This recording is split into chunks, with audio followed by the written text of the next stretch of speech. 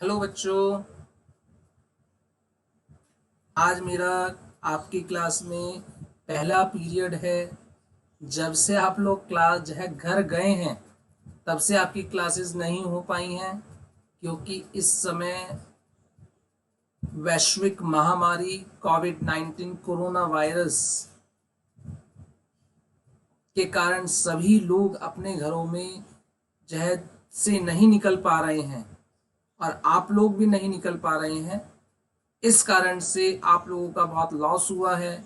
उस लॉस की भरपाई के लिए समिति ने यह निर्णय लिया है कि आपकी क्लासेस ऑनलाइन हों, और इस सीरीज में हम लोगों ने आपके लिए कुछ वीडियोस के माध्यम से आपकी इस जो आपको इस 3-4 महीने में पढ़ाई का नुकसान हुआ है उसकी भरपाई के लिए हमने आपके लिए कुछ वीडियोस बनाई हैं, और उन वीडियोस को अब मैं धीरे धीरे करके आप लोगों के साथ शेयर करूंगा। आप जानते हैं कि आपकी 9th क्लास में फिजिक्स वाले पोर्शन में कौन कौन से चैप्टर हैं। पहला चैप्टर है आपका मोशन, दूसरा है force and laws of motion, तीसरा चैप्टर है ग्रेविटेशन, चौथा चैप्टर है work and energy, and last chapter है साउंड।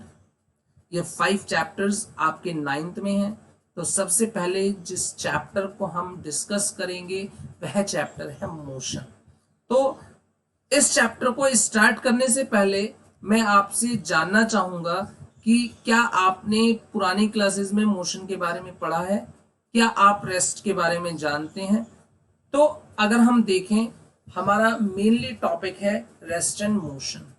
ये रेस्ट क्या है और मोशन क्या है, किसे कहते हैं रेस्ट, क्या होता है मोशन, किसको हम मोशन कहेंगे, किसको हम कहेंगे रेस्ट में। अब आपकी क्लास का बोर्ड है, क्लास में टेबल्स हैं, डेस्क हैं, ये इनकी क्या पोजीशन है, ये रेस्ट में है या मोशन में है, इसके बारे में आपको कैसे पता चलेगा कि ये रेस्ट में है या मोशन में है। हम किस ऑब्जेक्ट को मोशन में कहते हैं। ट्रेन चल रही है, क्या वो मोशन में है। बस दौड़ रही है रोड पर, क्या वो मोशन में है या रेस्ट में है। आप किसी टेबल को पुश कर रहे हैं तो वो रेस्ट में है या मोशन में है। तो इस तरह के बहुत सारे एग्जाम्पल हैं जिसकी हेल्प से मैं आपको इस चीज को क्लियर कराऊंगा कि रेस्ट क्या होता है और मोशन क्या होता है। अगर हम डेफिनेशन के हिसाब से देखें तो व्हाट इज द रेस्ट और what is the motion. Actual में what is the rest, when the position of the object is not change with respect to the reference point. Reference point क्या होता है, जिसके रिस्पेक्ट में हम किसी object के मोशन को डिटरमाइन करते हैं उसे कहा जाता है रेफरेंस पॉइंट, या कहें जो उस ऑब्जेक्ट को ऑब्जर्व कर रहा है उसे हम रेफरेंस पॉइंट मान सकते हैं। और मोशन क्या होता है कि जिसकी पोजीशन रेफरेंस पॉइंट के रिस्पेक्ट में चेंज होती है, दिस इज कॉल्ड मोशन। तो rest, the object which position is not changed with respect to the reference point known as rest, and which position is changed with respect to the reference point is known as motion। तो क्या आप class में table पर बैठे हैं, इस समय आप अपनी घर में बैठे हुए हैं, तो आप रेस्ट में हैं या मोशन में हैं। तो इसमें से बहुत से इसका रिप्लाई करेंगे, सर हम तो रेस्ट में हैं क्योंकि हम एक ही जगह बैठे हुए हैं। बट अगर हम देखें, अगर हम आपके लिए रेफरेंस पॉइंट आपके कमरे की दीवार ले लें, आपके कमरे में पड़ी हुई टेबल ले लें, तो your position is not change with respect to the table, with respect to the wall of the room. Your position is not changed with respect to the TV installed in your room, but if we observe with respect to your brother which is walking in the room, so your position is changed with respect to him. तो आप rest में हुए, motion में हुए. It means you are in rest with respect to the wall of the room.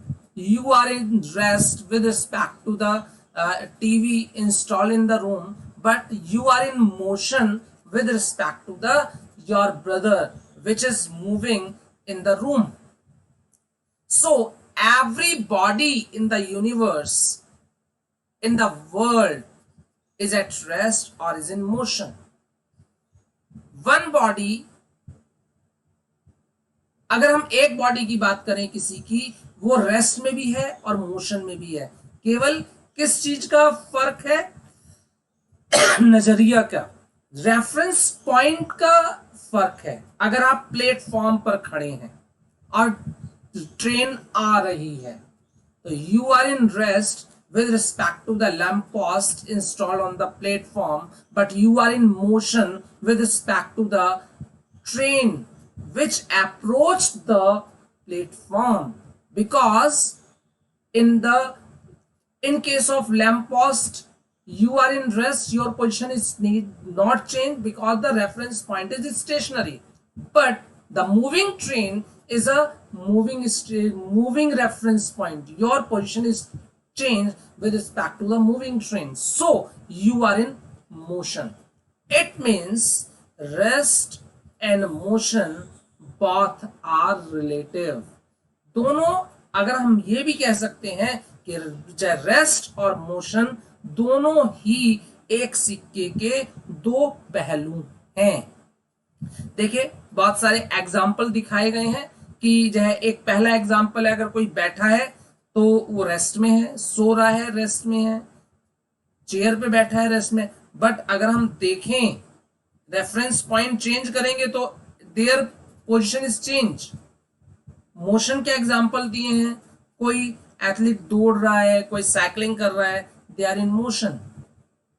Rest की definition दी है, a body is said to be rest if it does not change its position with respect to the reference point, with respect to its surrounding. For example, the passengers sitting in a moving bus are said to be at rest with respect to the driver of the same bus because their position does not change with respect to the driver. देखिए एक ही बस की बात हो रही है.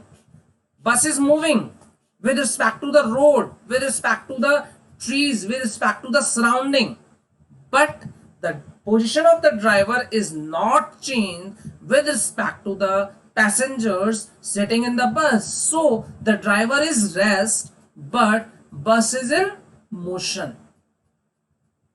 तो एक ही व्यक्ति. तो बच्चों एक बात आप अच्छी तरह जान गए होंगे कि किसी भी बॉडी के बारे में आपके व्यूज कैसे बदलते हैं जब रेफरेंस पॉइंट चेंज होता है. रेफरेंस पॉइंट के चेंज होने से आप जो बॉडी पहले रेस्ट में थी वो हमको मोशन में नज़र आने लगती है, जो मोशन में थी वो रेस्ट में नज़र आने लगती है. अगर हम इसको डिफ्रेंशिएट करें रेस्ट और मोशन को, तो हम कह सकते हैं कि those object doesn't change their position with respect to time with respect to the reference point known as rest, और those change their position with respect to the reference point with respect to the time known as motion. Now, do you know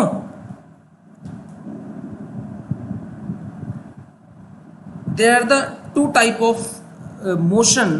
The first is uniform motion and the second is non-uniform motion. ये uniform motion क्या है?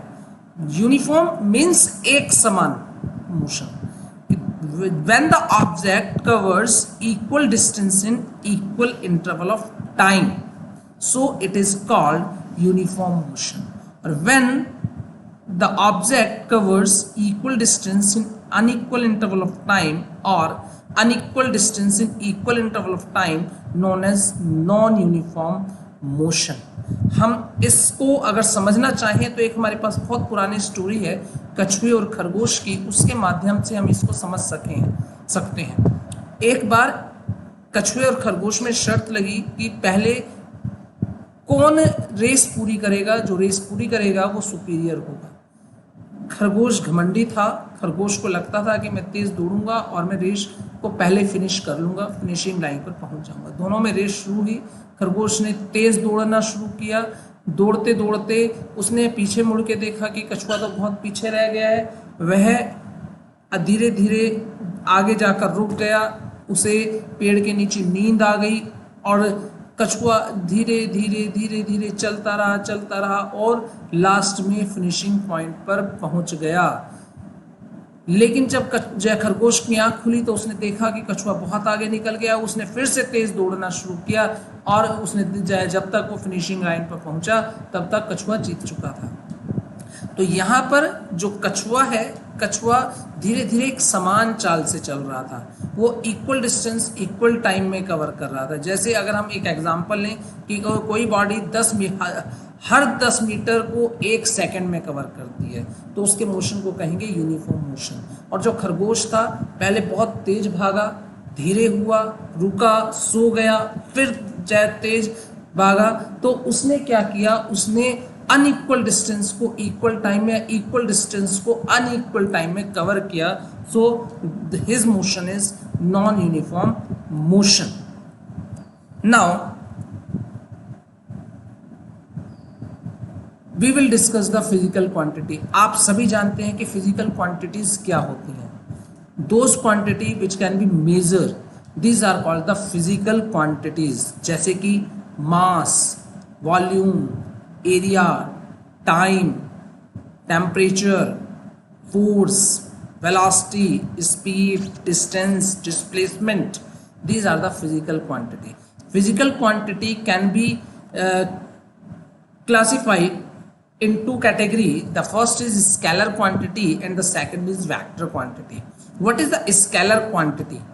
Those quantity can be represented only by the magnitude known as the scalar quantity, and those quantity which can be represented by magnitude as well as direction known as vector quantity. It means we can represent the physical quantity with the help of two things. The first is magnitude or numeric value and the second is direction.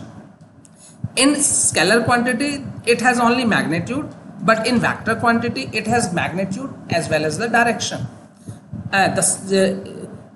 अगर हम इनमें difference देखें scalar और vector quantity में, तो हम देखेंगे कि scalar quantity is always positive, it can never negative, but vector quantity either positive और negative, पॉजिटिव भी होगी, नेगेटिव भी हो सकती है।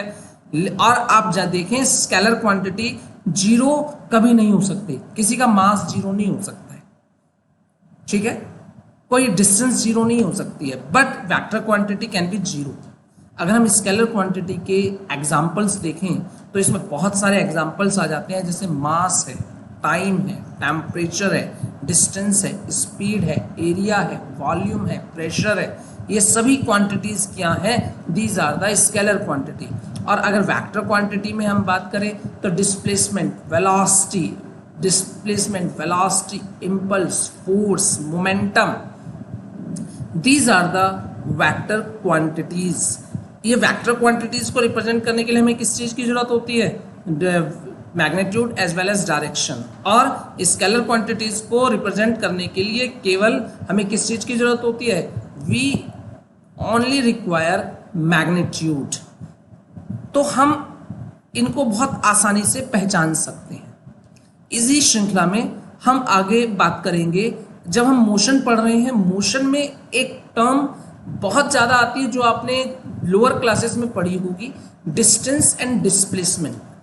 तो डिस्टेंस और डिस्प्लेसमेंट को हम सबसे पहले यहाँ पर डिस्कस करेंगे, क्योंकि हमारा जो आगे का चैप्टर है उसके लिए डिस्टेंस एंड डिस्प्लेसमेंट को पढ़ना बहुत ज़रूरी है, क्योंकि ये इसका फंडामेंटल है। What is the distance? Distance होती क्या है? The distance is the total length of actual path followed by the object. known as distance. And what is the displacement? The shortest distance between the initial and final position in a particular direction known as displacement. अगर हम लोग यहाँ से market तक जाते हैं 100 metre और market से घर वापस आ जाते हैं वो भी 100 मीटर, तो टोटल डिस्टेंस हमने कितना कवर की? Total length of actual path कितनी होगी? 100 + 100 200 हो गई। तो जो है total length, total distance covered by the man is 200, but displacement क्या हुआ? जो है इनिशियल पोजीशन भी उसका होम था, फाइनल पोजीशन भी होम था, जहां से गया था वहीं वापस आ गया, तो उसके द्वारा जो शॉर्टेस्ट डिस्टेंस कवर की गई है एक पर्टिकुलर डायरेक्शन में वो कितनी होगी? वो 0 होगी। ठीक है, तो हम अगर इसके डिफरेंस की बात करें तो फर्स्ट डिफरेंस इनकी डेफिनेशन है डिस्टेंस और डिस्प्लेसमेंट की। It is defined as the length of total actual path followed by object known as distance, and shortest distance between the initial and final position in a particular direction known as displacement.